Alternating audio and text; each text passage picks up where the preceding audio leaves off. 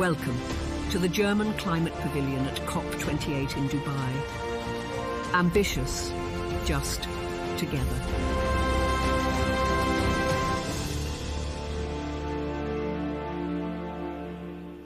Hallo und herzlich willkommen beim Deutschen Pavillon. Hi everybody, welcome to the German Pavilion at COP28, Ambitious Just Together.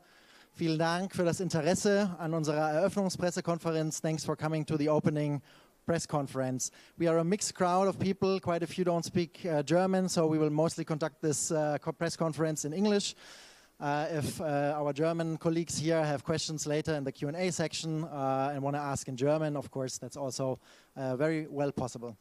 Well, I'm not going to talk much. The center stage is for our State Secretary and Special Envoy for Climate Action, Jennifer Morgan. She will give an opening statement, and afterwards we will be doing a Q&A section. I'll be here with a microphone, and you can wave to me, all right? Thank you very much, and the floor is yours, Jennifer.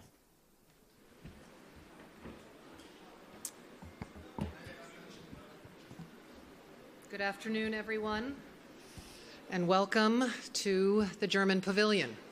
This is the place to be.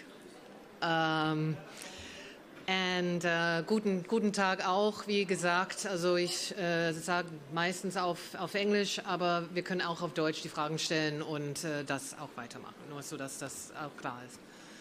So as we gather here in Dubai, the feeling of crises, plural crises, it's omnipresent. Our headlines are full of wars and natural disasters that spell humanitarian suffering.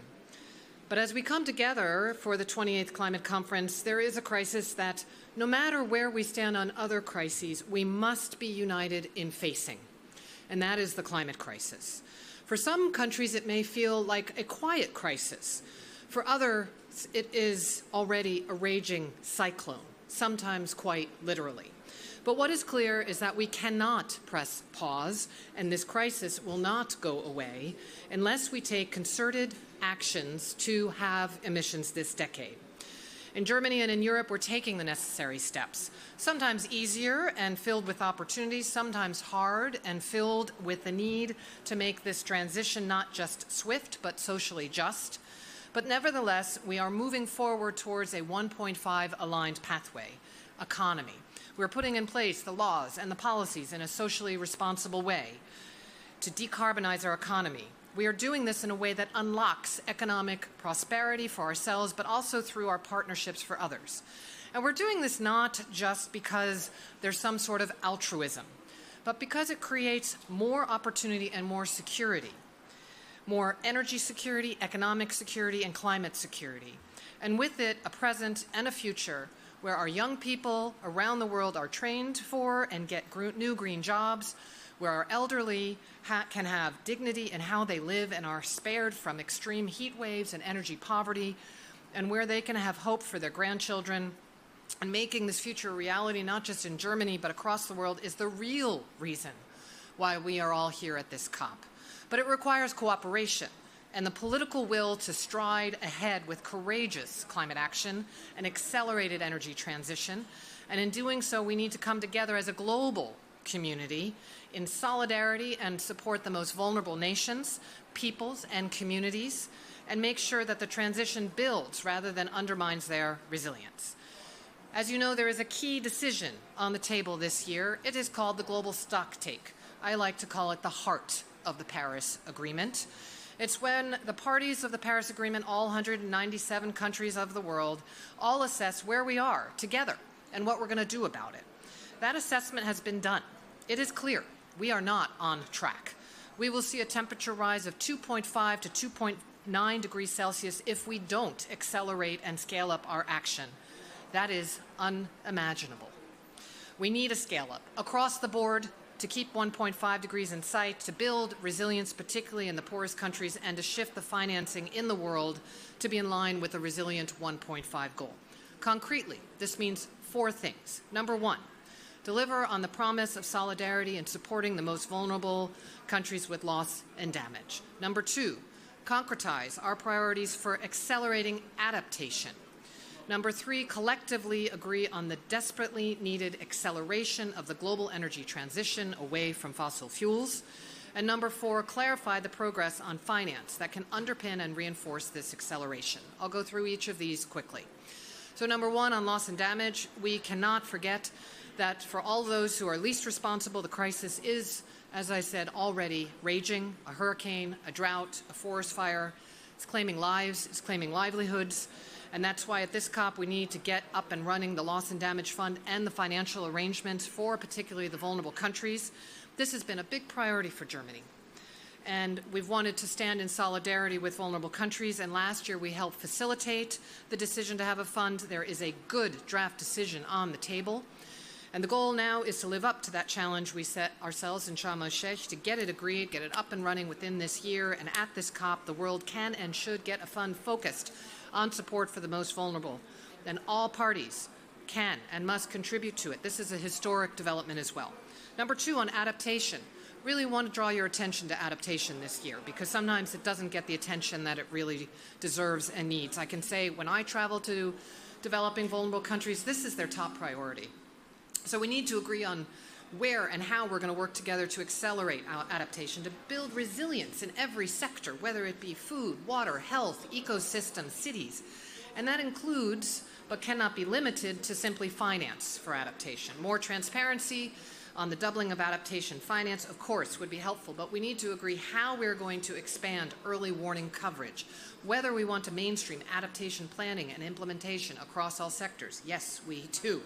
And create a framework and a guiding star for adaptation that help focuses both minds and money. Number 3, step-by-step, just phase out of fossil fuels in line with 1.5 degrees and towards an efficient, flexible, and largely renewables-driven energy system. The global scientific and energy community are very clear what a narrow path we can and must follow to achieve a more stable climate, economy, and energy system. The IPCC, IRENA, the IEA all outline that pathway. At least a tripling of renewable energy capacity, doubling the rate of energy efficiency, and a step-by-step just phase out of fossil fuels. And at this conference, we have the opportunity to take all countries along. We have to agree a set of decisions, not declarations, decisions that match where the real economy needs to go and provides the clarity that business leaders and investors need to invest in the future. Will we as a global community have the courage of conviction to collectively agree that a transition towards an energy system predominantly free of fossil fuels is the direction we will all travel in, even if at slightly different paces, and in doing so curb the crisis, preventing even more intense fires, prolonged droughts, greater losses of homes, of life? I think that is one of the key questions, and we are very clear where we think that needs to go. And fourthly and lastly, this COP is also about finance. Always. Germany and Canada work together at the request of the incoming presidency to coordinate contributor countries on the 100 billion commitment. And the OECD released its analysis, which indicates that in 2021, 89.6 billion was provided, and that it is looking likely that in 2022, the level of 100 billion was met, and numbers are continuing to increase. This is an important milestone in this process. Germany takes our climate finance commitment seriously. We met our goal of 6 billion euros from public funds 3 years early. And the EU as a whole has also delivered a substantial increase, contributing 28.5 billion euros from public sources and mobilizing an additional 11.9 billion. So we are doing our part and will continue to be reliable partners.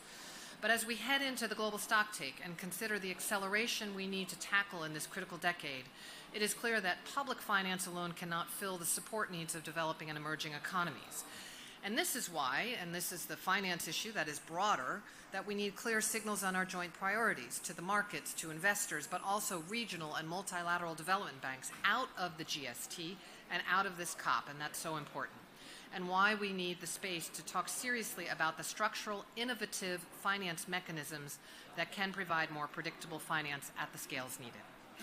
So we have to lift our game across the board at this COP in partnership and solidarity with others.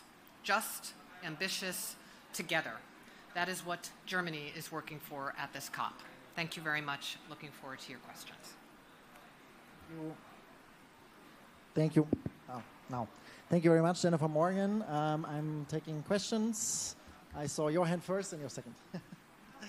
Please introduce yourself also and the media you're representing. Lukas Scheidt for Table Media. You stressed the point that there needs to be an increase of adaptation finance. The OECD numbers actually revealed that there was a drop in adaptation finance. How do you make sure that you're not losing trust to the most vulnerable over this fact that the numbers actually went down on adaptation finance? Thank you. By ensuring that the adaptation fund here is well funded, by also bringing in additional transparency on that funding. That's something that Germany is taking very seriously, and we are expecting industrialized countries to be providing additional funding this year to the adaptation fund.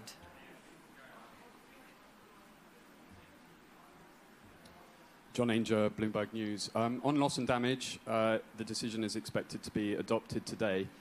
Over the coming days, how much do you think needs to be pledged to start up the loss and damage fund? And you mentioned diversifying the pool of investors. That means China, it means Saudi Arabia. Are you expecting them to pledge during this COP? Yes, we're hopeful, and we think it would be a good start to adopt this loss and damage fund straight off. It's hard to put numbers on what's needed. So there's different studies that are out there, but I think it's clear that the number is a high number. I don't even want to make a guess. And therefore, it's important that, of course, industrialized countries continue to commit to funding, but also, yes, that other countries that are particularly capable of doing so, countries like Saudi Arabia, countries like China, countries like our host here. And I think that would be a magnanimous gesture and also a signal of how these countries take their responsibilities for the most vulnerable countries very seriously and move beyond only bilateral kind of commitments into a multilateral fund. Excuse me.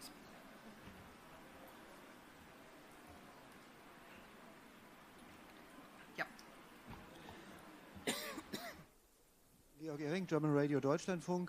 The COP is bigger than ever, the German delegation as well. Is it a good idea to make the COP as big, and what are all the people from Germany doing?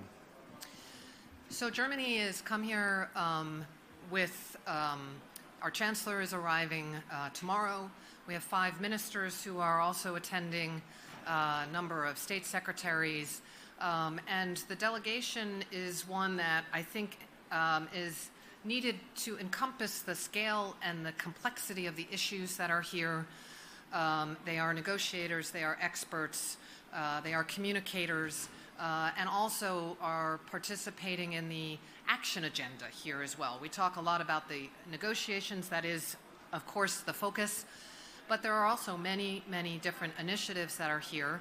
And so I think it's a demonstration of how seriously the German government takes the climate change issue and how we see it really as something that's mainstreamed across so many different topics. And in order to be a shaper of this COP and not a taker, we need to make sure we have the right people here. We also have a group of parliamentarians whom we welcome.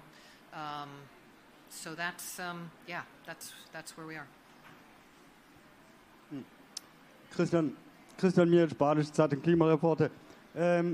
Apparently the agenda is not going to be reopened. The agenda for the COP is not going to be reopened. Therefore, there will also be no agenda item on 2.1c, the finance goal of the Paris Agreement. However, I have the impression that would have been the forum to discuss the finance issues which you mentioned before, how to get the development banks on board, how to mobilize private capital, etc. So how dramatic is it that this 2.1c is not on the agenda? Will this impede progress on the finance issues which you mentioned? Thank you. So first of all, I mean, that is what we're hoping for, is a swift adoption of the agenda, and I think that it would really set us up well for the COP and demonstrate the clarity of the presidency coming in as well on the ability to handle that. no concern that, the way that we understand the agenda then would be focused is that all of the issues, including Article 2.1c, will be in discussion. They don't go away. And this is an article, it's one that's kind of, I think, sometimes the secret third goal of the Paris Agreement, because it is about shifting the trillion. So the conversation actually happens in a whole range of places. It happens inside, of course, the negotiating agenda, but also, as we saw last year in the loss and damage decision, you had a signal going out also to other financial institutions. So it'll still be front and center.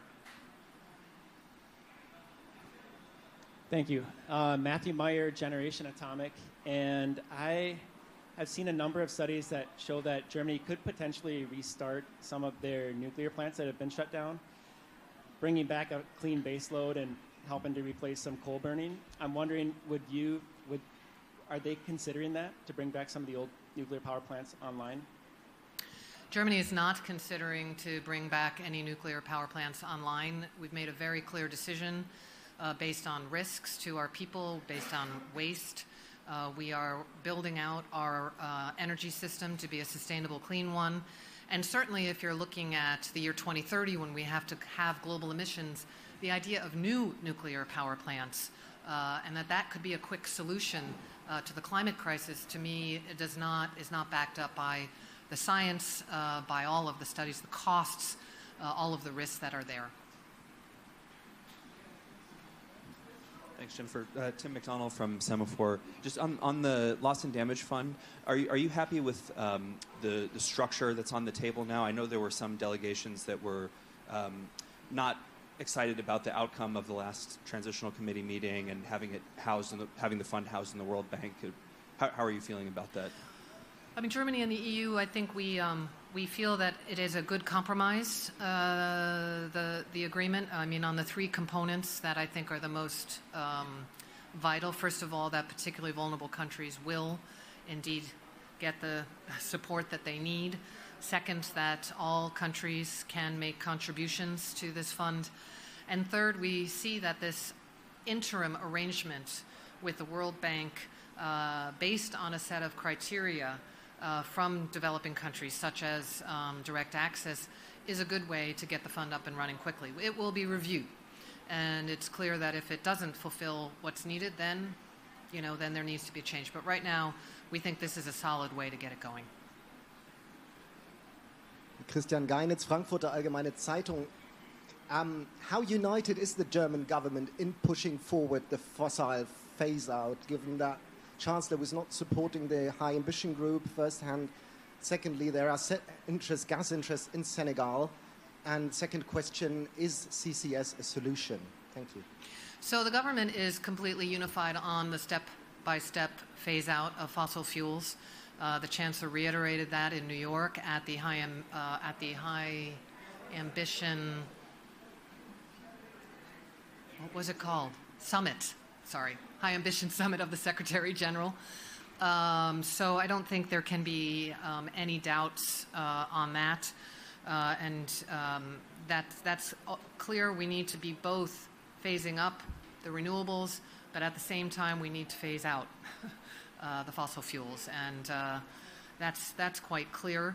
In terms of the role of CCS, the European Union, in the position that we came together on the 17th of October, decided that CCS could be part of the solution for hard-to-abate sectors where there is not an alternative. But really going into 2030, the focus is on renewable energy and energy efficiency, and that CCS should not slow down the acceleration of the energy transformation. We know that it is expensive. We know that it is not yet available. We know that the storage is limited and therefore needs to be really very focused on where it's needed. And I think it's very clear that if we're going to need to have global emissions in the next 6 years, then it's really the focus is on renewables and energy efficiency. But we need to also it for those other sectors. Thank you. Zia Weiser, Politico. The German government currently has a 60 billion hole in its budget. Do you think that will affect Germany's ability to provide climate finance going forward, especially for loss and damage? Thank you. So the German government's 6 billion for 2023 is secured in all of the commitments that have been made for that. And I think the commitment for the German government has always had a strong commitment over decades, really, for climate finance. You know, things are being, have to hold on, things are being assessed right now, but that fundamental commitment, I think, hasn't gone away. Navina Sadasivam with GRIST. If the draft decision on loss and damage is adopted as is, setting that aside, what additional outcomes are you looking for on loss and damage at COP28? There are additional issues. One is to get the Santiago network up and running. We're very supportive of that. And the Warsaw mechanism, also there's a couple of agenda items there as well. I think the other thing, just to say, that's so important on the loss and damage issue is that we mitigate and we build resilience. The loss and damage fund is needed, but it should be the last resort. We have to build resilient societies. If you think about, just give so many different examples in my mind. If you think about a community that has crops that are not resilient to cyclones, for example, because they have big leaves and the leaves get ripped off when the cyclone comes through. Well, the priority of that government is to become more resilient and have the crops to feed the families there, and therefore that is a fundamental part of this COP in order to avoid a situation where the cyclone comes through, the crops are obliterated, and you're in a loss and damage situation.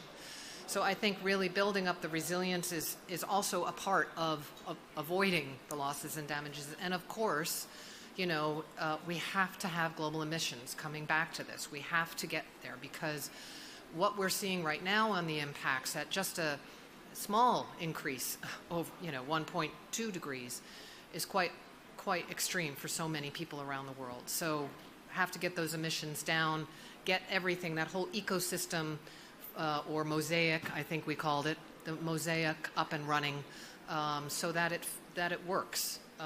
That'll take step-by-step time, but there's really goodwill right now to make that work. David Zauner from Klimareporter. The criticism towards the COP president has added up over the last months, and some disclosures only being 2 days old. How do you comment that, and how can it influence negotiations?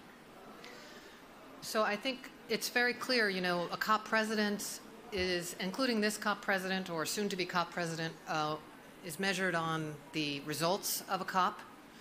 That is what we will measure this COP president on, are the results on bringing all parties together, listening equally to all parties, and finding solutions. And that's what I'm seeing, and that's what we expect. And I think now we're here and we're ready to get to work. Benno König, AFP. Mrs. Morgan, I would like to come back to the budget problems in Germany. You said that the general commitment in finance stays the same, but are there any particular announcements, projects that might be endangered by this year in Dubai, or where there might be additional problems? And if I may ask another question, could you give a brief outlook what we can expect on the topic Climate Club? Sure. As I said, you know, the assessments and the analysis are going on right now in Berlin, so please forgive me that I can't give any specific details on things, but I think what is known for decades here in the international community is the steadfastness of Germany and the responsibility with which we take our commitments. And on the Climate Club, indeed, tomorrow will be get this up and running. The Chancellor will be here. And I think it's another indication, really, of the seriousness and how we're working to decarbonize even these very energy-intensive sectors together with partners. So this is about developed countries, emerging economies, developing countries coming together around a sticky, difficult issue, which is how do you decarbonize these very energy-intensive sectors, which are, of course, also global. So I think it's a real signal for our focus on collaboration, of bringing together G7 and, of course, also co-chairing with Chile, and moving forward on that. But obviously more tomorrow. I don't want to steal the Chancellor's thunder on that one. That's his job. Hello, I'm Mona Lisa Freiha from the Nahar newspaper. Excuse me, I wanted to ask you, COP20, are you hearing me? I can hear you, yeah. COP28 is taking place in a difficult period now with the war in Ukraine, war in the Middle East. Do you think these sticky problems will affect the negotiations, especially related to financing?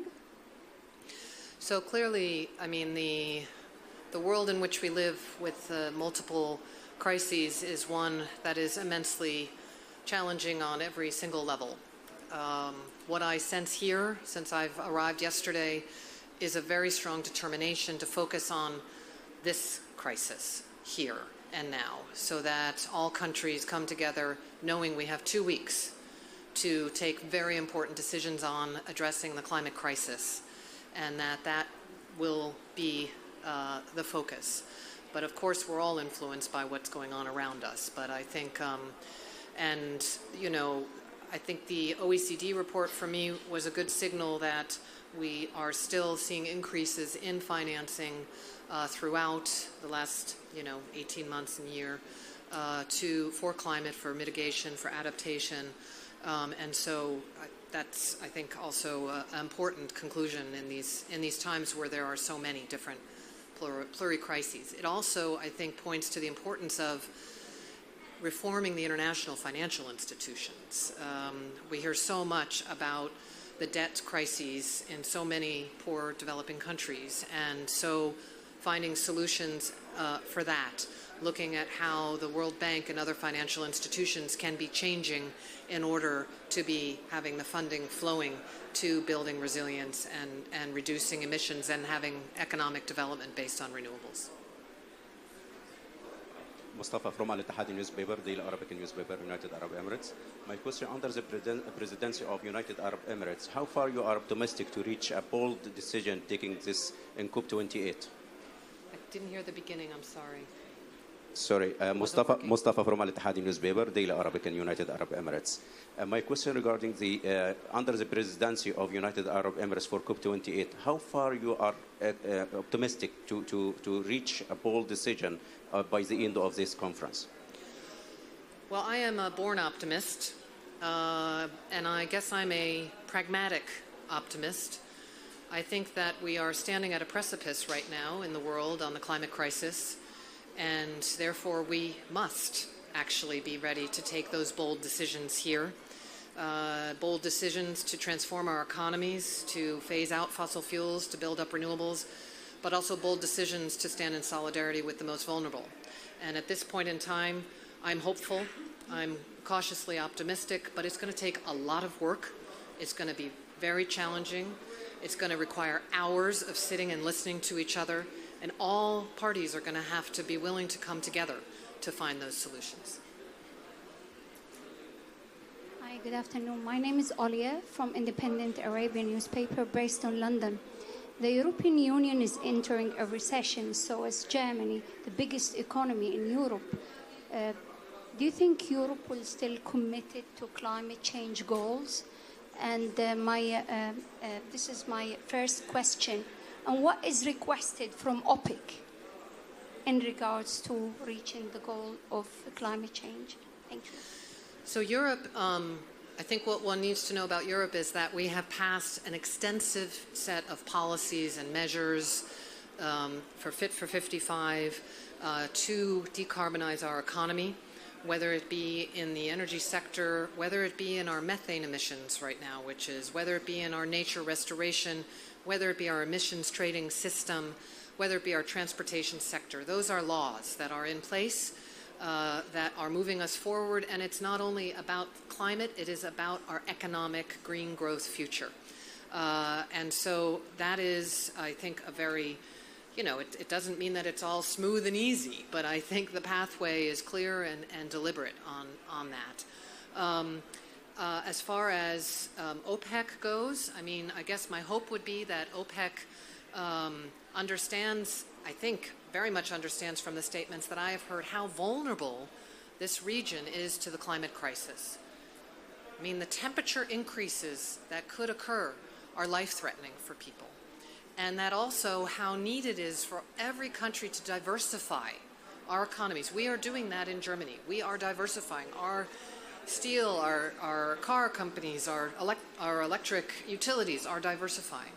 And therefore, we would expect also OPEC countries to be diversifying so that they can also, step by step, phase out fossil fuels in line with 1.5 degrees, while providing opportunities for their people through the buildup of renewable energy, the export of green hydrogen, and other possibilities. So you agree that it's impossible to switch the tap of the fossil fuel at the moment? It might take another 50 years. So the scientists tell us that we need a step-by-step just transition to phase out fossil fuels. When you put that in line with 1 point, that doesn't mean that you're turning the tap off tomorrow. But it means that you need to be putting in policies today that then will result in the reduction of the production and the consumption of fossil fuels. So this is a today issue. It doesn't mean that, as I said, that we're going to flip the switch today. In Germany, for example, we have a 2045 climate neutrality law, and we are on track. We are, also phasing out our fossil fuels step by step, so that we can be on track for carbon neutrality by 2045. We know that 2030 is a very important date because by then we have to have global emissions. So I think very responsible actors will understand that and start reducing and phasing out now. Just last question. You said it will take time, but again we see the European country, they're racing to secure a gas project for 15 years to come. So how is it going to happen? So we have a 2045 climate neutrality target, as I said. That is in line with 1.5 to be step-by-step moving that out. I would like to see the same level of robust, binding, inclusive policies from OPEC countries to also be diversifying their economies as Germany and the European Union are doing.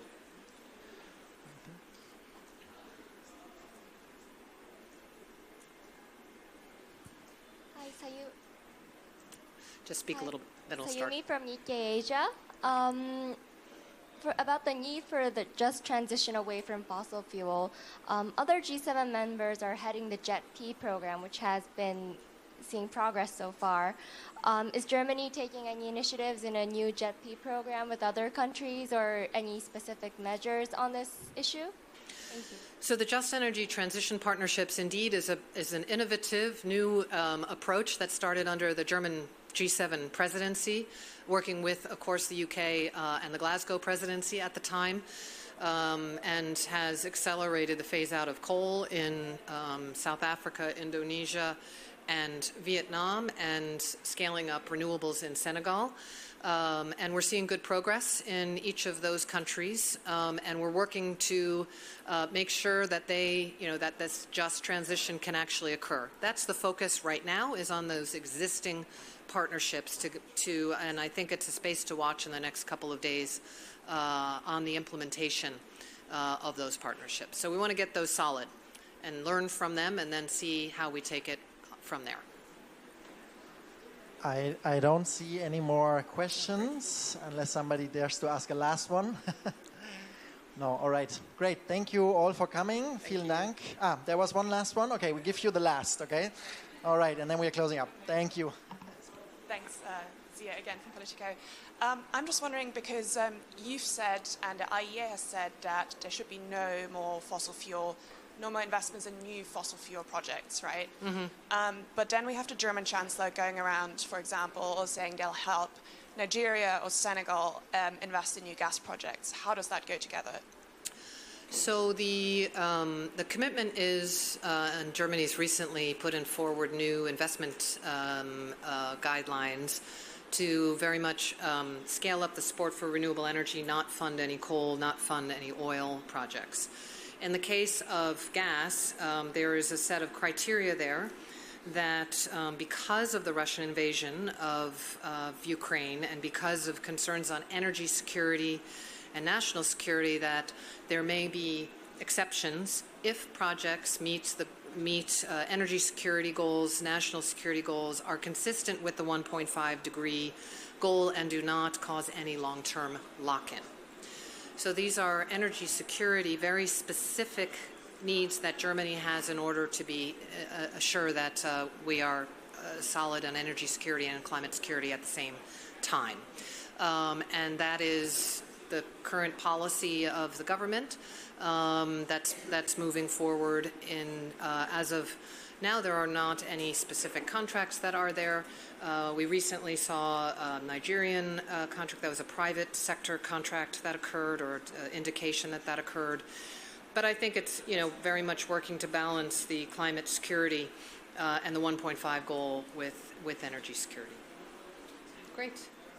Thanks. Okay, thank you very much, State Secretary. Thank you, everybody, for coming. Vielen Dank. I'm sure we'll be in touch. This is not the last conference, I'm sure. And, well, thank you.